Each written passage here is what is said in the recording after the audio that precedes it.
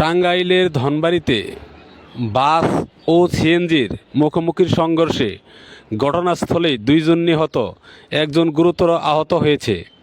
ঘটনাটি ঘটেছে কিছুক্ষণ আগে ঢাকা জামালপুর মহাসড়কে নলান নামক স্থানে। রাজীব এন্টারপ্রাইজের ঢাকা জামালপুর শেরপুর টাঙ্গাইল বাইপাস এর গাড়ি ঢাকা থেকে জামালপুর যাওয়ার পথে নলান নামক স্থানে জামালপুর থেকে আসা সিএনজির মুখোমুখি সংঘর্ষ হয়।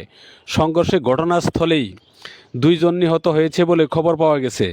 এদিকে পুলিশ ঘটনাস্থল থেকে লাশ উদ্ধার করে এবং গাড়ি দুটিকে আটক করেছে। লাশদের এখনও শনাক্ত করা যায়নি, তবে অতি দ্রুত পুলিশ চেষ্টা করে যাচ্ছে তাদের নাম ঠিকানা উদ্ধার করার জন্য।